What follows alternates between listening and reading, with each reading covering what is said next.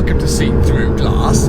Now I know I just revealed my brand new Jaguar F-Type R, but somewhat unbelievably and financially overwhelmingly, that's not the only new car I'm getting this year. Because hopefully you would have seen me announce about a month ago that yes, I'm getting one of these.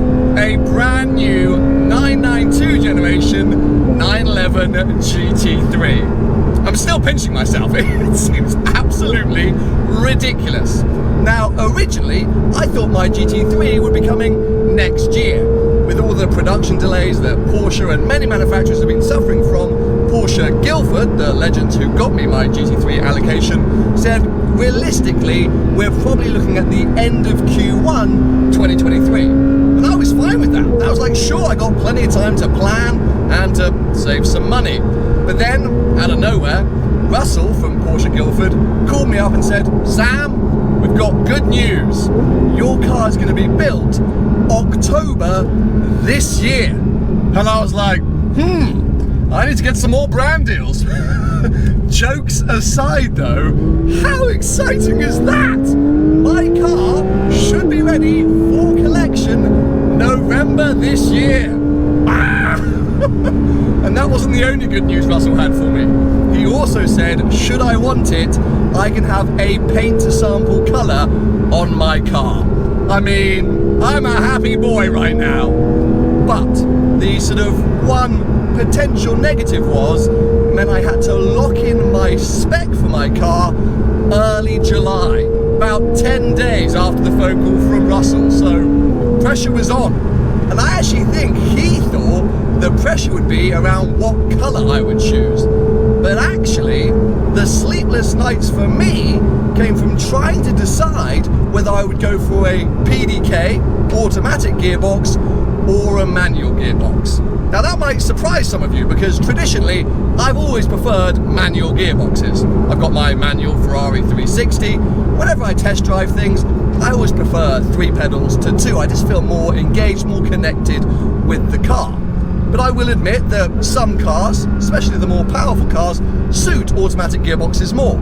For example, I don't think I'd really want to drive a manual Ferrari SF90. And for me, this latest generation GT3, the 992 variant, is right on the kind of borderline of potentially suiting a PDK or a manual. I couldn't tell which gearbox might be better because driven manual 992 GT3s quite a few times, but only driven a PDK once, very briefly in the south of France. But at the start of this year, I spent about a week in a PDK 911 Carrera, the bog standard base spec entry 911. It has PDK gearbox. You actually can't select manual for that car.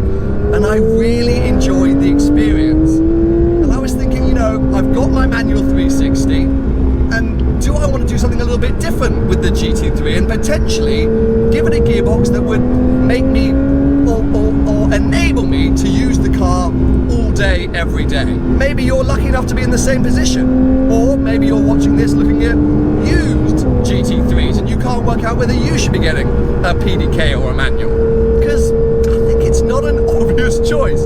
Fundamentally, it's going to come down to what you prefer. Both are fantastic. It depends, I think, on how you're going to use the car. Because my experience with this car, because I've been using it for the last 3 or 4 days, is that I can kind of just jump in it and enjoy it whenever, with ease. I don't live on a canyon road, I live in town. That means I have to deal with traffic and boring roads before I get out to the beautiful countryside. And as we enter into a village, knock it into auto, and this car's just a real pleasure to drive. This gearbox is fantastic, it's silky smooth, and it kind of always knows what you want. And that's the thing with GT3s, all the power, all the fun is really high up in the rev range. Like we're talking 8,000 RPM. So you kind of want to be up there all the time. When you're in a manual car, you're always kind of shifting around, and sometimes you come out of roundabouts or you want to overtake someone and you're like, oh no, I'm in the wrong gear, and it can always be a bit of a headache. Well, in this car, I don't have to think. Wherever I am, I can just go, I can launch everything, which has actually made me drive this car like a bit of a lunatic. I've just been doing that all the time, because you just want to squeeze that throttle pedal, and the next thing you know, it drops you down a few gears and, oh, sorry, hay fever, it is the summer. But yeah, it drops you down a few gears and launches you down the road. So it definitely implores you to drive this car faster, and it is a GT3, and so therefore maybe that's a good thing. And look, if you're going to spend any time on track, PDK is obviously the route to go. Porsche only allow you to get PDK in their super track focused models, the RS, because it is quicker. If you want to be fast, you've got to go PDK, because it's so snappy. But the only thing that I would say is, from memory, from my experiences, I don't feel as much of a buzz, as much of a connection as I have done or do with the manual cars. At least that's what I think. But I reckon to really compare, to really analyse, we have to go and drive a manual car. So I'm off to Porsche to swap this for a manual touring, and it's actually going to be my first time driving a touring. But what I'm really there to do is test the gearbox and see how they compare, now that I've properly spent some time genuinely enjoying this PDK gearbox. So yes, to Porsche.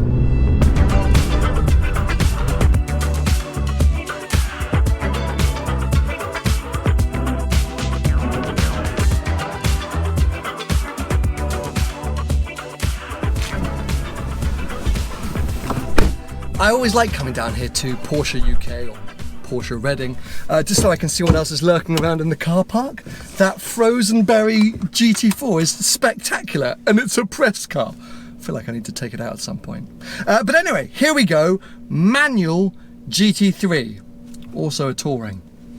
Looks nice, this. I mean, spec-wise, not wholly different. We haven't got the roll cage, we've still got the bucket seats, and anyway, as I said, not here to talk about touring. Here's to talk about manual gearbox. And two things I want you to be aware of.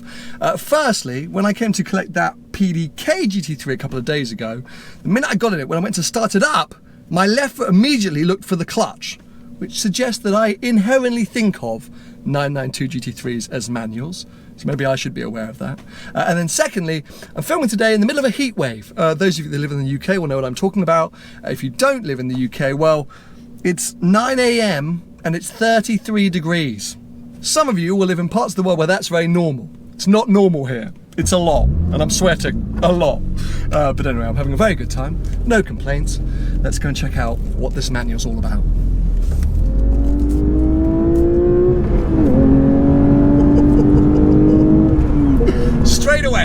Straight away, this is the gearbox for me. Oh my God, I cannot explain it. I don't know what's going on. I literally just stepped out of basically the exact same car.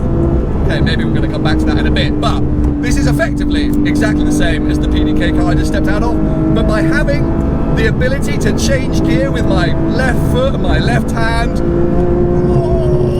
just gives me a fizz that white car has not given me the last 3 days. I'll be honest with you, I was getting a bit nervous. I've been driving around that PDK car going, oh, it's not exactly, I'm not falling in love here. I got a bit worried, being like, oh, maybe I've overestimated the GT3. Maybe it's not as special as I thought it was.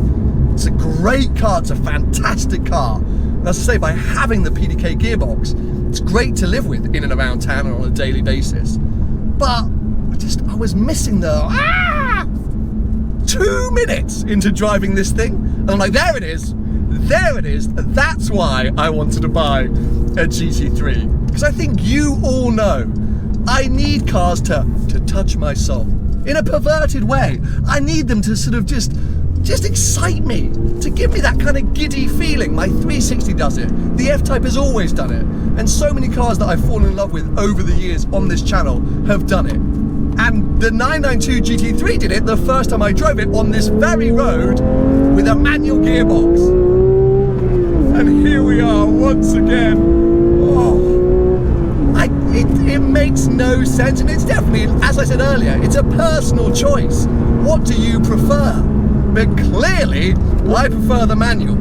6-speed instead of 7-speed. The PDK has one more gear. I don't know if that's making a difference in terms of power delivery and ratios and stuff, but it's just, oh, it's so much more involving. I feel part of the experience, part of the Porsche experience.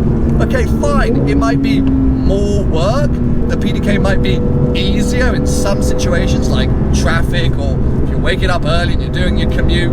But I like to work for my drive, and I like to be rewarded for working for my drive, and that's what this car does. You're in it together, you're a team, you're attacking the road together. Whilst it felt like with the PDK car, I was just along for the ride. As I said, look, if you're going to go out there and you're just going to be on track days left, right and centre, then sure, PDK makes sense. And actually, look, if you're not a manual kind of person, then fine. PDK is great. It's just not for me. I need this connection. I'm so happy. And not only relieved because of my experience with the PDK car the last few days, but also because I've chosen manual for my car. Yep, I actually had to lock my spec a couple of weeks ago now. I had to do it blind because Porsche UK couldn't lend me these cars until now, which is after my lock date. So I went with my gut. I was like, I'm questioning this PDK thing, but I know I love the manual. And thank God I didn't listen to anyone else and just stuck with what I knew I wanted, because this is perfection. And you need to pay attention, because you can just build up speed in these things so quickly.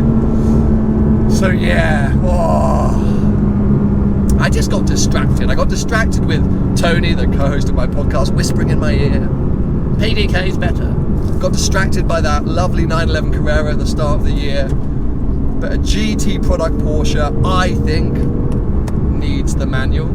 And I'm not gonna, well, I am gonna say it, but how much longer are we gonna see manual gearboxes?